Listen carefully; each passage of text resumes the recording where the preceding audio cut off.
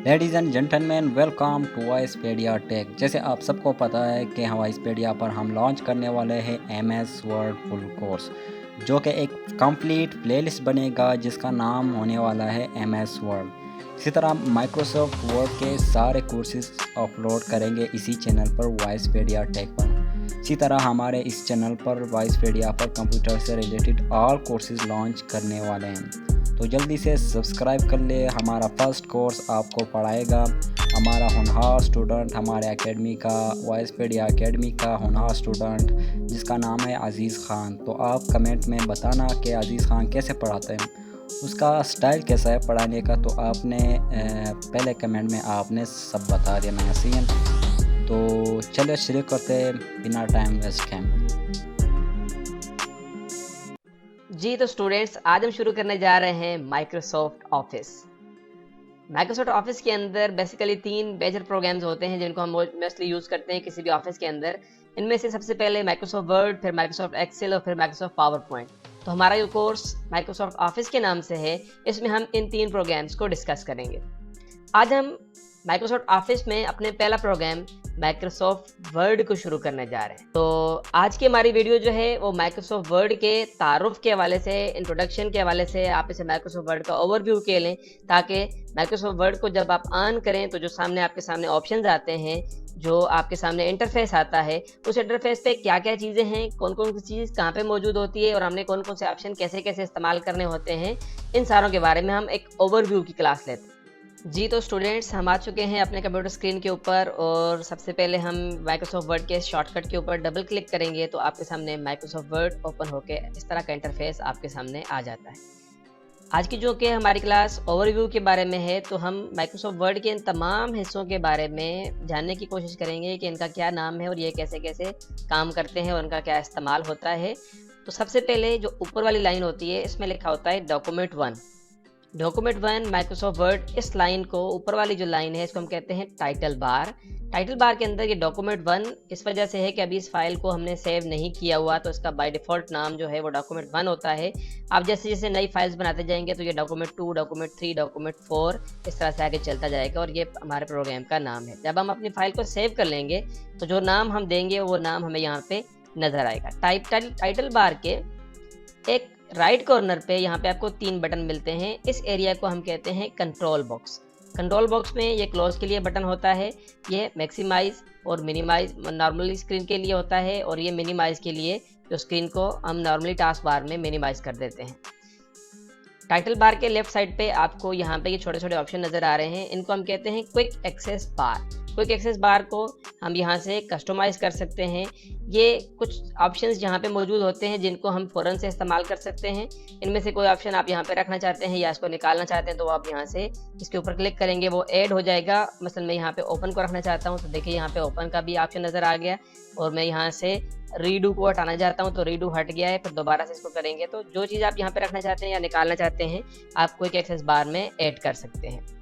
Title bar के नीचे जो दूसरे नंबर पे लाइन है वो कहलाती है मेन्यू टैब्स। ये जो लाइन है इसमें आपको मुख्तलिफ टैब्स नज़र आ रहे हैं, file tab, home tab, insert tab, page layout, reference, mailing, review और व्यू टैब्स। तो जिस टैब के ऊपर आप क्लिक करते हैं तो आप देखेंगे टूल रिबन के अंदर ये जो नीचे रिबन आपको नज़र आ रहा है, ये बेसिकली टूल रिबन कहलाता है।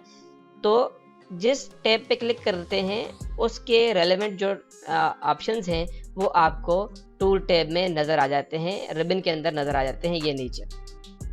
इसी के आखिर में यहाँ पे आपको ये ऑप्शन छोटा सा अप एरो नज़र आ रहा है, इसके लिए शॉर्टकट कंट्रोल F1 भी आप प्रेस कर सकते हैं कीबोर्ड से। इस पर क्लिक करने से ये रिबन वक्ती तौर पे हाइड हो जाता है। दोबारा इस पर क्लिक करेंगे तो ये आप इसको शो करवा सकते हैं। तो वक्ती तौर पे इस रिबन को छुपाने या ज़ाहिर करने के लिए आप इसका इस्तेमाल करते हैं। इसके नीचे आप आ जाते हैं तो ये आपको रूलर नज़र आते हैं। एक रूलर आपको हॉरिजेंटली और दूसरा रूलर आपको लेफ़्ट साइड पे वर्टिकली नज़र आता है। आप अगर शीट का देखें तो ये एक पेज की शक्ल में आपको नज़र आती है। स्क्रॉल डाउन करते हैं तो आप यहाँ पे देखें, यहाँ पे हमारा रूलर यहाँ पे ये इस एरिया के अंदर ये यहाँ से ग्रे शुरू हो रहा है, तो इसका मतलब है यहाँ पे हमारा एक पेज कंप्लीट हो जाता है। जैसे जैसे लिखते लिखते आप नीचे चले जाते हैं तो आपका पेज जैसे ही ख़त्म होता है आप अगले पेज पे चले जाते हैं और इसी के नीचे हमारा दूसरा पेज बन जाता है। मैं अगर यहाँ पे एंटर प्रेस करता जाऊँ तो जैसे ही हमारा पेज खत्म होगा तो देखिए ये बीच में ब्रेक नजर आ गई, तो हमारा पेज दूसरा शुरू हो गया है। इन दो पेज के दरमियान में यहाँ पे क्लिक करेंगे तो ये वक्ती तौर पे डबल क्लिक करने से ये दोनों इस तरह से मर्ज हो जाते हैं, मिल जाते हैं, लेकिन बेसिकली ये दो पेजेस हैं। फिर इसके दरमियान में यहाँ पे क्लिक करेंगे, डबल क्लिक करने से ये दोनों अलग-अलग हो जाते हैं। अब देखिए यहाँ पे आपको पेज की नीचे जो हमारी बार होती है, इसको हम कहते हैं स्टेटस बार, नीचे वाली जो बार। इस बार में आपको सबसे पहले ये पेजेस के नज़र आ रहे हैं कि आपके कितने पेजेस हैं, पेज 1 ऑफ 2, यानी इस वक्त जो आपका कर्सर है ये पेज नंबर 1 के ऊपर पड़ा हुआ है, जबकि आपके टोटल पेजेस जो हैं वो इस वक्त 2 हैं।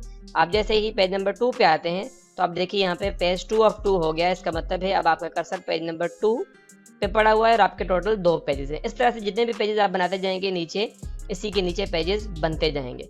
हॉरिजेंटल जो रूलर है आपका, इसका ये है कि आप देख लें यहाँ से लेके यहाँ तक ये वाइट कहलाता है। तो इसका मतलब ये है कि आप की जो लाइन है वो यहाँ से लिखते लिखते जैसे ही आप यहाँ पे एंड पे पहुँचेंगे तो ऑटोमेटिकली लाइन ब्रेक हो जाएगी और अगली लाइन शुरू हो जाएगी।